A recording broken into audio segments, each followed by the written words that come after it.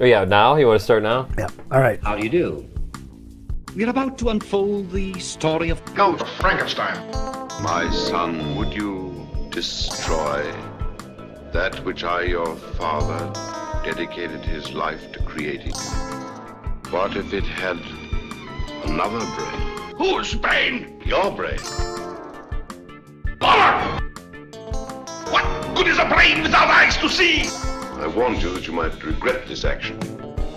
Well, we've warned you. You've been warned. Welcome back to Frankenstein Minute, the podcast that dissects the Universal Frankenstein films minute by minute. I am Dr. Kettering. And I'm Dr. Leonard? What is it? What's his first name? Like Kettering? No, you're Kettering. Yeah, whose first name? He has a first name in the script. Bomer? He has a first name. My Bomer has a first name. Yeah, it's like, I forget. I think it's listed on the Lawrence? IMDb or something. Oh, yes. I'm almost there. And I'm... God. This is really worth the effort. Theodore Bomer. Theodore. Teddy Bomer. Teddy. And I'm Teddy Bomer. Big Teddy Bomer. Little Teddy Bomer. My dad was Big Teddy Bomer. All right, and you've joined us for minute 10 of all new thrills, The Ghost of Frankenstein, aka the time. There is always tomorrow. There is always tomorrow. I noticed there's not an apostrophe on it. Destiny or Destiny. Frankenstein's daughter. Thanks for reminding me. I have a special edition of Got Any More Questions? Wise Ass later. Okay. Remind me. Lightning round of the lightning round. Lightning. Yeah. So we start off in this minute with soap opera music. Well, sort of, yeah. Like bizarre. It's like a romance. As we very, very quickly pan across. Is it pan or truck? It's a lateral track. Lateral track. That's what I meant. Left and right. Left to right. Yeah. Not left and right. We're not going back and that's forth. Right. Sorry. Left to right, over across the expanse of this movie's laboratory, which every Frankenstein film's got to have one, and we've got our second one. Not really. Every home should have one, and this one does. And this one, here's the thing about it. We go by really fast, and it's kind of a cool thing. Like you build a movie set, presumably you movie set like this. You just put a bunch of beakers and shit close to where the camera's going to track so across. It tracks through. And that's what happens here. Just all kinds of shit just goes flying by. Urgency and movement. Yeah, but there's also barely anything in this room. I mean, I shouldn't say that. No, by the time the camera stops, there's a bunch of equipment. Yeah. But we've panned across a bunch of shit that's just a table full of beakers, basically. To soap opera music, because we're going to meet the good people? I guess so. I don't know. It comes to rest on three men in surgical garb standing around a patient on an operating table. Yep. And the character that we will know as Dr. Ludwig Frankenstein. He's there? He's there. Okay. He says, "There you be, gentlemen. Usual post-surgical treatment." It'd be great to hear Cedric Hardwick have to say that. There you be, there gentlemen. You be. We are introduced to Sir Cedric Pickwick. Yes. Yeah. That's what. Thank you. Nice callback. Officially knighted as Sir Frederick Pickwick. Born February 19th, 1893 in Lisle, Worcestershire, UK. It's the home of the sauce. I was going to say, we just call it Worcestershire. No? Yeah, I think I think that I was just being a dick. I know. Died August 6, 1964 in New York City from emphysema at the age of 71. That's too bad. He smoked a ton, didn't he? Yeah, I'm sure. Yeah, I seem to think that I'd heard that. Yeah. 112 credits from 1913 to 1964. I know two of them. You know two? What's the one? All New Thrills, The Ghost of Frankenstein. I see we found our new bit for this season. This is what Dino will ask at the end of this season. Why are you doing that? No, but he has this book, so he probably does know. All New Thrills, The Ghost of Frankenstein, and Rope. Oh, okay, yeah. I talked about it, I believe, in the Frank episode. Yep. But I went and saw Rope, and it was like surprising when you go back to see Rope after having been a Frankenstein guy. Yeah. And the victim in Rope, spoilers. I did all this before, but the spoilers, the first scene in Rope, a guy gets killed. And then the guys that kill him have a party, and they invite a bunch of people, including Cedric Pickwick. Actually, I read that that somewhere. He says, he preferred it to be Cedric. Is that on the... I can't remember where I saw that. No, I've seen it in a couple places. Okay, so Cedric is the father of the victim. Of the victim, yes. Amongst the credits are Things to Come, which is a sci-fi. I should know him then. Yeah. He's the guy that's in a bunch of movies, and then I go and see the movie again, like Rope, and I'm like, there's Cedric Pickwick. Hunchback of Notre Dame from 1939, which I think is the best version. Yeah, I think people agree. Yeah, I'm not making any kind of bold statement by saying that. Invisible Man Returns. Wow.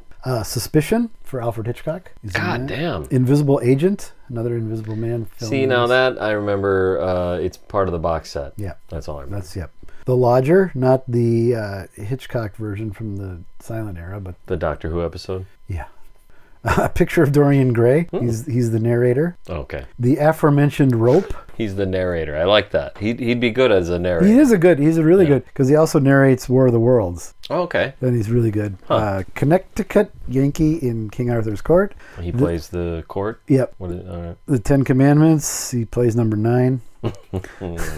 Around the World in 80 Days. Nobody remembers number 9. Yeah. Something to do with your lamb's blood or something. Around the World in 80 Days, Story of Mankind. He's in everything. Yeah. Huh. Story of Mankind is a bunch of little vignettes through history, and it's the only film that had the sense enough to hire the Marx Brothers and not put them all in the same scene. Perfect. They all appear individually. That's how you want them. Yep. You spread them out. Yep. Episodes of Alfred Hitchcock Presents, Twilight Zone, and Outer Limits. See, I thought he was more of a TV guy. He did a lot of TV. Yeah, well, he was more of a stage guy, right? He was stage, yeah. Here's the thing that we haven't said yet. His name is not Cedric Pickwick. His name is Sir Cedric Pickwick. Yeah. And it was his name, if you notice, in the credits of this film. So he's already been knighted because he's such a great, respected stage actor in England or whatever that place is called now. That one place. Brexit. I think they just called it Brexit. Brexit? Yeah. Like is that it? Yeah, I think that's the name. All right. Well, great. But he says that, and then what happens? Then another gentleman who is Perry Ivans. Not Perry Ivans. Larry Ivans. Very important, and his name gets mentioned a lot in the film. He's like the opposite of that. Remember Mr. Wong or whatever, where Orson Welles would say, "Oh yeah, I'm only in the play in the third act, but in the first 2 acts, everyone's like, whoa, this Mr. Wong," and the crowd can't wait. This is the opposite of that. We meet him, and then he's more important after. It's also that happens in The Third Man. He's discussed an awful lot. Yes, that's a great example. Yeah, Dr. Kettering. Dr. Kettering. Yes, is our old friend Dr. Kettering. Says, "Think of it." I can't help it. Go into Henry Frankenstein. Yep. He actually says the first time the human brain has been removed from the skull, subjected to surgery, and then replaced. Yes. Dr. Kettering here is portrayed by Barton Yarborough. Oh, Barton Yarborough, the least favorite Coen Brothers film. Sure. Where would you assume Barton was born? With a name like Barton Yarborough, or the way he talks, or anything. Boston. Okay. Born October 2nd, 1900 in Goldthwaite, Texas. Oh. Would have not guessed him for No. Yeah. Interesting. Died December 19th, 1951 in Burbank of a heart attack at the tender age of 51 years old. Jeez. Yeah. He has 21 films from 41 to 52. The only one of interest beyond this one is Saboteur he's in. Oh, he is? Oh, no, I was going to say was Sir Pickwick in that, but he was in Suspicion. I always get those mixed up. So he was in All New Thrills, The Ghost of Frankenstein. That's right. That's his claim. In the script, Kettering has no lines in this scene. Yeah, that's right. Bomer says everything. Which I'm tempted. I guess it works. No, I shouldn't say that. It is better in the film. It's a good choice, but it's still clumsy. I mean, it introduces Kettering and it sets him up because he is important later on, like you said. But like the clumsiness of the with or what does he say? With success, I hope, or we hope.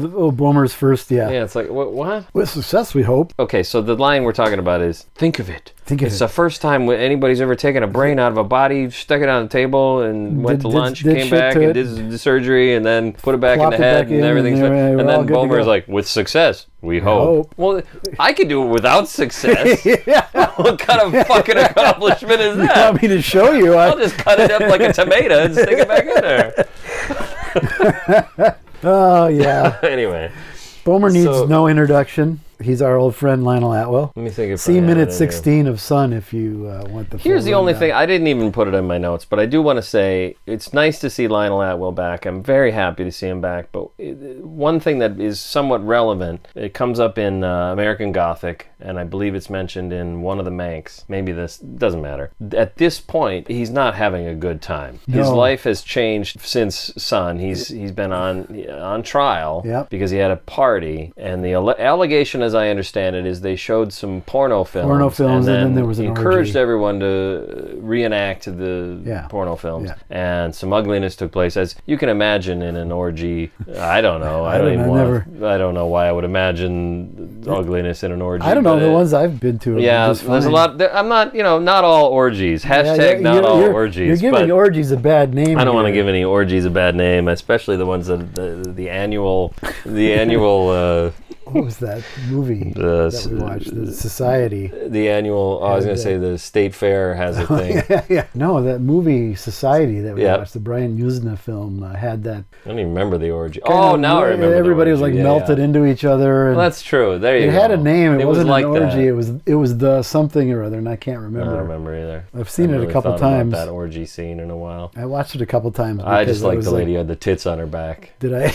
Well, that was fun. Comes in handy if you want to. Yeah, well, that's true. She's great hugger. Yeah. But what I found interesting was Mank, when he writes about this orgy, he writes about it, he just pronounces him guilty, because he says words to the effect of, the people that were accusing Atwill presented their case, but the case was thrown out, even though it turns out he was as guilty as fuck. I mean, he almost says that. Whereas American Gothic, Rigby goes the exact opposite and says these were completely without merit. I mean, we have nothing now. I have both sides. I don't know.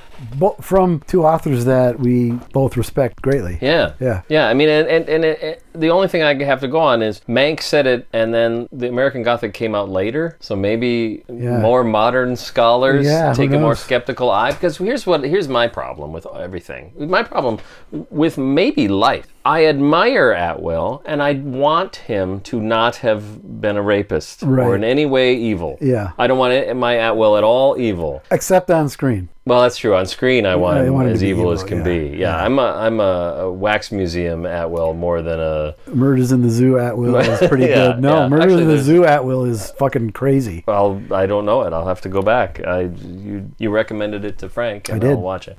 What's your take? Did he do it? Did he do ugly shit and get away with it? Atwill? I think I'm sure he had this party. He admits he had a party. I'm sure, they had the porno. I'm sure they can list the films. One of them lists the films. I forget where, but yeah. Like I'm going to look them up. Yeah, I mean, I don't want to get into it too much because it does sort of sour our opinion. Okay. Well, then... And I do love Lionel Atwill. This is what's going on at this time. Yes, I'm not mentioning it randomly. And he perjured himself. If he's guilty. He was guilty of perjury. Okay. All right. So at this point, this is a really low point. He lost a lot of jobs because of it. Universal was about the only studio that would hire him anymore. Yeah. And they kept him working through the 40s till he passed away in 46. Yeah. He's in every movie except the last one going forward. When you say the last one, you mean... it would be because he's dead. He brings the guy to the cell to watch the to watch the Wolfman transform into the Wolfman. Yep. He's in, Son, Ghost, meets the Wolfman, House of Frankenstein, House of Dracula. So he's in 5 in a row. Usually a cop. Usually a cop or a mayor, I think this is the only that's true. Cop or mayor, so this is the big one for him. He's stretching out. Mm-hmm. Playing an branching out. Evil doctor, because, Yeah, we haven't seen that before.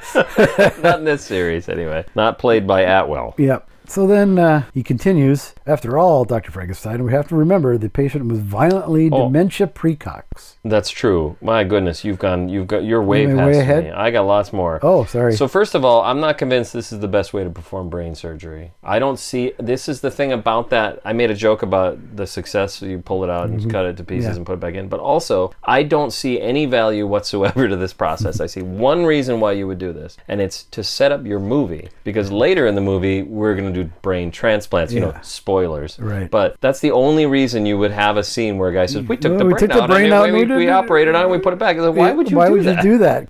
I can't imagine. I guess unless you need to get it on the bottom side. Well, you could still just sort of nudge it, prop it up, get Can you fucking move the brain over a little bit? I can barely get in there. Put some shims under it. People underestimate how many shims are involved in brain surgery. It's off the hook. Did you have brain surgery? Me? Yeah, because you had an accident. No, I didn't have surgery. I had a concussion. It was just a concussion. Yeah, and the brain was bleeding. You had brain bleed. I had brain bleed and had to stay in the hospital till it was all absorbed back into the brain. And there was no Kettering with his behind you going, think of it. Body of a man. Best we could do anyway. Yeah. Anything else before the dementia precox? Maybe, actually, because... no, it's right after that. I apologize. No, dementia. Let's do dementia precox. Basically, it's an obsolete term for schizophrenia. I like that answer. I spent hours reaching it. Did you? And that's actually the answer. 5 minutes researching. Yeah, no, I went down the rabbit hole because what happened is dementia precox was a condition that was just what they called a medical condition that later became what was better known as schizophrenia. But all of this stuff is really kind of vague up until the 50s. Yeah. So it's an obsolete term, but if you look in the wrong place, you might get the impression, which I did, that it's like an obsolete idea, like crazy people. They're just like, fuck him, he's dementia precox. That one's dementia precox, you go over there. It was kind of like that, but then when they came up with the term schizophrenia, they basically used the definition of dementia precox. So it's hard to find the right answer. It is, and I don't even know that schizophrenia is used much anymore as a term. Right. And, there were 4 or 5 different kinds of schizophrenia. I don't know if that's still... and then there's borderline. Yeah, I don't know if... 1952, the DSM-1 appeared. Oh, that's the other thing, is that's a U.S. thing. I mean, now I think it's a little bit more, but in the 50s, dementia precox is not mentioned in... If anybody knows what the DSM, it's the Diagnostic and Statistical Manual of Mental Disorders, and people refer to it by its number. Yeah. So DSM-1 has schizophrenia in it, doesn't have dementia precox in it. Yeah.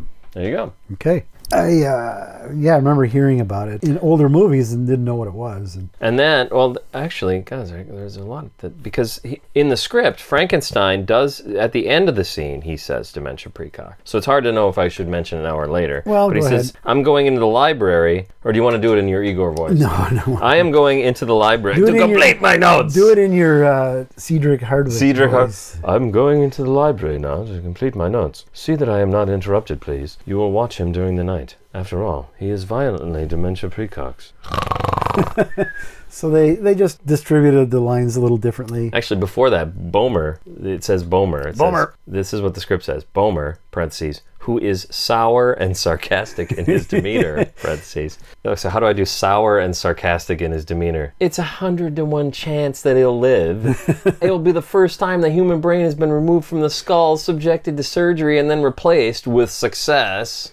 So either James Spader or Christian Slater played Bomer. Is that how James Spader? I don't know. It's vague. Oh, my Christian Slater needs work. It does. All right. And then Cedric says, here's the line I liked from that I actually laughed. He says, medical science has advanced a great deal, but it sounds like medical science is like he does a little bit of a slur. Like maybe it was Cedric drinking. I don't judge. I don't know. It's fine. Yeah. I understand. Did a good job. He and Lon nipped out behind Well, did they even meet? Yeah, of course they do. Yes, of course. And this is a textbook example of a backhanded compliment. Yep. You have it? Well, he says medical science has advanced a great deal since you made your experiment. Since you made your experiment, Dr. Bomer, Theodore, Teddy Bomer. Teddy Bomer. Well, then he only makes it worse. Oh, yeah. Bomer starts to seethe a little bit right there. Yeah, you can see him like... Yeah. Then he becomes you blaze the trail. Well, no, because Ludwig, I think, takes a page out of Wolf's book and is a total dick and says it's unfortunate that it had such tragic consequences. Yeah. Yeah. Oh, it's twist the knife a little bit. Yeah, it's really a shame that you fucked up. This achievement that I just did. Yeah. You could have done it. Yeah, that's too Sucks bad. To be you, man. Too bad, man. Too bad for you. Yeah. Hey, can you clean up because I need to go. Yeah, exactly. Yeah. And Atwell kind of punctuates that by snapping his rubber glove. Oh yeah, a little bit. Atwell's great here. Yeah. Bomer doesn't conceal his contempt right to his face. No. That's the other thing. He's looking pissed off by Frankenstein's I don't know what anybody's called by Pickwick's comment. Yeah, and they're like they face to face, closer together than you and I. 3 inches apart, 2 feet away, and he's staring him right in the face like, yeah, fuck you, I'm gonna fucking kill you. But you blaze a trail. Whatever. See, it's just sort of a... He does say it that way. Yeah. I don't know about that phrase, but you blaze the trail. That's actually a nice thing. It is, but just the way he says it is sort of condescending. Yeah, like he seems like he's clueless. Yeah. But he goes a bit too far, so you think he must not be clueless. Yeah. I don't know. Here's the other problem with this movie, is the two main characters in it are completely emotionless. The two that have the claim to the name Frankenstein. There's no emotion whatsoever. Yeah, so hard to... Cedric Pickwick is doing his Lon Chaney impression. I don't know. Well, maybe that's where Kenton said, Hardwick's a good actor. You just do what he does. But you blazed the trail. Well, you blazed the trail, I guess. Somebody had to do it. It was you who pointed... I guess just about anybody can blaze the trail. It was you who pointed the way. Oh, boy. Bomer nods, but you could tell he's just seething. Totally. Yeah, it's great. It's great Atwell. It's not great Pickwick. Well, Great Pickwick is probably from one of the films I didn't mention. He's pretty good in Rope when he finds out his kid got killed. Yeah, he's good. If you need me, don't bother. Well, it's great in the script. Did I say it already? I did say it. Mm-hmm. But he says, I'm going to the library to clear my notes. See that I am not interrupted, please. Yeah. He doesn't say that in the film. Not in the film, yeah. Just one step too far. Yeah. Ludwig exits and Bomer just he wants to just kill him. Yeah. He throws his gloves on the floor and he's just totally pissed. Yes. What's great about this minute is it's a whole scene. It fades out into this scene in Son of Frankenstein we would have covered in like 5 minutes, 5 episodes. But it's 55 seconds or whatever, and Atwill nails it completely and makes it into a great scene. Yeah. Everything other than Atwill is bad. Like we've been trashing it, and I've been trashing it because it's bad. Yeah, but Atwill is fucking fantastic. Yeah, he's great. In fact, we watched it this morning, and Jackie said, "What happened?" Because she couldn't tell. Like the dialogue is so out of place with what Atwill's doing. Right. I shouldn't say that. That makes it sound like a criticism. It just works so well because you can tell that Atwill's pissed. Yep. You have to rewind it to figure out why. Why? Because she's like, well, what are they talking about? And then I go, I don't know. Something that happened. Something bad happened. We never even find out. We don't ever find out, Yeah, it's great. In that sense, it's great. There's greatness in this minute. Yep. But the minute as a whole doesn't maybe work so well. Then we lap dissolve to the same place. That's true. But from a different angle. We're further back. Bomer is sitting at a desk on the right side of the screen with his back to the camera. Kettering enters through a door on the left side of the screen and crosses over to Bomer. Bomer asks, how's the patient? Kettering says, all indications excellent. Respiration, pulse, everything. Respiration, pulse, everything. That's everything. That's true. It cuts off. But it's a great cliffhanger. I can't wait to see what happens to this patient. Because presumably he's convalescing during the rest of the film. Yeah, because we never hear from him. I assume it's a he. He or she is convalescing for the rest of the film, or else brain surgery. This type of brain surgery is like an outpatient thing. You know what I mean? All right, there you go. Ernst, off you go. But most likely, he gets killed when everyone else dies. When the building is destroyed. Fire. That's my assumption at this point. Maybe this could be our thing. This would be our Bell update for this season. Where's the brain patient? What happened to him? Is there there's a shadow at the window. Is it him? I don't even think he's referred to or seen at all. It's a big deal, man. This is a big deal. This is the first time. It's never been done before. Tom. Yeah, I got it. You got it? You thought of it? I thought of it. Think of it. It's the first time a human brain's been removed from the skull, subjected to surgery, and then replaced. With success, we hope. We hope. All right. You done with me? Yeah. Okay. And what do you got? That sound can only mean one thing.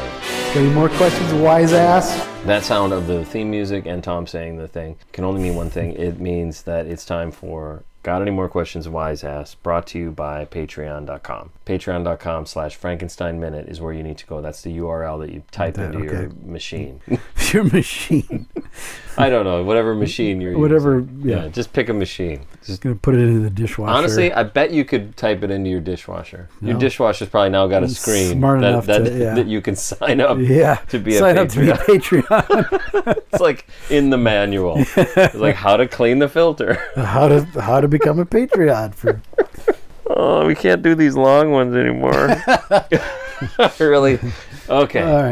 All right. Our comment this week comes from Thom Lang, who says, Frankenstein Minute once again received honorable mention in this year's Rondo Awards for the 5th year in a row. I suppose it's better than dishonorable mention, right? Thanks to all who voted, and those who didn't, what the hell's wrong with you? Yeah. Congratulations to Mick Garris for winning Best Podcast for Mick Garris's Postmortem. Have you listened? Yeah. Who's Mick Garris? He started as like in publicity, I think. Okay. He's made some documentaries, but he's a film director, horror film director. He's a lot of Stephen King stuff. King must really like him. Okay. He's a nice guy. He's good, knows his shit too. He's not the singer of the Rolling Stones? He is not. I'm thinking of someone else. Yeah. In response to that, Richard Pruitt responds, I've voted every year and never voted for more than 5 winners in every year. Usually 3 or 4 at most. But this was the first year that I voted for 0 winners. Am I that out of touch? Or is everybody else just wrong? ... Never mind. Just answered my own question.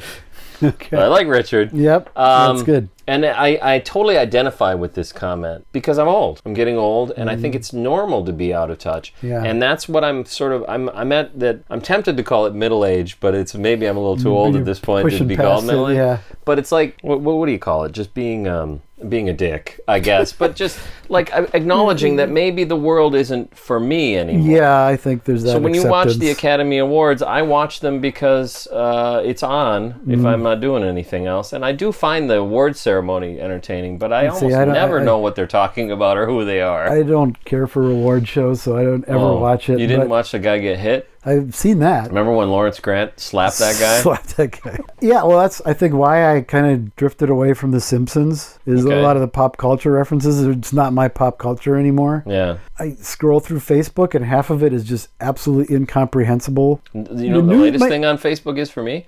Every third thing on there is an ad for something Jackie bought. Oh, so like her hair shit. Oh, yeah. Like, why is this on? What do we even... I get a lot of that, We too. don't even have the same last name. Yeah. And my news feed, I scroll through a minute, and all of a sudden, like 2/3 of it to 3/4 of it is entertainment, in quotes, news, and I have no idea who these people are. I don't know what a Vanderpump is, and I don't want to. I think there's a place where it's different for you and for between. Although I might need a Vanderpump because the laundry room had flooded at one point. Oh, man. I'll see if we still have ours. I don't think we need it anymore. The difference maybe for me is when it comes to talking about the old stuff. So every time they put out a press release saying they're going to make another Wolfman or another Invisible Man or another Bride of Frankenstein or whatever, I'll post it on there, and I find that topic interesting. Yeah. And then people will get all fucking pissed off. Amazingly pissed off. And I think, well, I guess at some point I must have been pissed off. Like, things do piss me off. I guess what I'm getting at is, why are people so fucking passionate about this shit? Just fucking calm the fuck down. I think the last time I got angry about something like that was when the movie Van Helsing came out. Okay. And like, this is the best Universal can do with these characters, and they shit all over it with this crap. Yeah, so this is how we everyone in the world has chosen to live our life upset about it. Like, who gives a shit? I was upset about that one too. Van Helsing is a nightmare. It's awful, and it's a pile of crap. Yeah, it's like taking this, and it purported at the time to be the next step in the evolution of the Universal film series. Yeah. And it was so bad that I can understand the disappointment in it. But I mean, then, God, I'm so old. It's not like it's not like Hollywood's gonna get better. No, it is not. That's why I look at it and go, I think it is a normal part of aging to realize that your vote in the Rondo Awards didn't really matter because you like old movies, and that's why we do this podcast. I'm not kidding. It sounds like I'm trying to turn it into something, but it is really true. This podcast to me is somewhat pure for my own personal. I mean, I do it because at this point, I have to do it for me. It's not like we're going to make any money. Yeah, no. And it's really annoying. We've been doing it for years. Yeah. It's kind of a pain in the ass. Yeah. But it's something I can cling to and say, you know what? I just love Ghost of Frankenstein. After doing the last 4 episodes, the day we're recording minute 3 through 10 of Ghost today. We're at the end of the day, a long day. I just have come off of editing 4 very long episodes that had 3.5 hour long audio files. It is exhausting. Yeah. I was ready to call it a day. I was ready, like, you know what? Fuck this. I'm done with this because I'm not getting anything out of it. So but that's not I true. didn't do that, and I feel that way. But it's not true. I am getting something out of it. I'm getting exactly what you said. Yeah. And as long as and somebody's... we just got done doing it, and it's not like... so doing it isn't a chore. Preparing for it is a chore. Preparing for it is a chore, and then editing it obviously post-production is a bummer, too. And I do a little bit of other stuff, too. Yeah. But that's why. That's why this podcast exists, is because we are like you, Robert, or whatever. You should say Richard, I think is his name. Richard. We're just like you. If we had voted... I don't even vote in the Rondos. I voted for me, and that's it. Because I don't know what they're talking about. I don't know what any of the movies scroll are. through it, and if it's stuff I recognize... Which it never is. Seldom, but I voted like for the occasionally do a commentary for Tom Weaver commentary of the latest Blu-ray release or whatever. Sure, I picked that. I did that, and the Karloff documentary was up for... Oh, okay. I voted for that. I should have done that. There's some magazine articles that I had actually read. Our nemesis. You see? Yeah. See what life's like? Yep. Get all upset. Let's just be pissed off all the time. Let's storm the Capitol. No, because, like I was saying, it was Van Helsing, and it just occurred to me as like, why? Why should I care this much? Yes. It's not going to make it go away. Yep. It's not going to make it any better. It's not going to make them make better films. My being mad at this piece of crap, I just don't have to go see it. All right, that's one. Yeah. Next one. Well, this is a really dumb one if we don't want to put it in there. No, dumb as... I posted a link to, there was a folded but very fine near mint one sheet of Frankenstein. Yep. And I said, I think it sounds like me. So which of our listeners picked this up? Seems like quite a bargain. Boy, this is not going to pay off. Oh, I guess it kind of does. I think I know where it's going, so yeah. You said whichever of you it was, DM me for the Belongs Dead Studios North address. You can send it directly. We would love this poster, obviously. Yeah. But Charles said, I'm not going to try. Charles says, take that out of petty cash. Then he says, the question is, was it Kirk Hammett? Which I think is a valid question, because it was probably Kirk Hammett. And then Mike Herman... Yeah, because it sold for an enormous amount of money. Yeah, hundreds of thousands? Yeah, I think so, yeah. I think, which is insane. For a piece of paper. Somebody posted a link to an eBay auction for an autographed photo of Boris Karloff, and it was at €200. I thought, that's kind of worth it. That's tempting. Like a Boris Karloff? I guess. Autograph? I didn't do it. I also probably went for 600. Oh, I'm sure. I don't... I also don't know what a euro is. So is that more than a candy bar? I have no idea. Okay.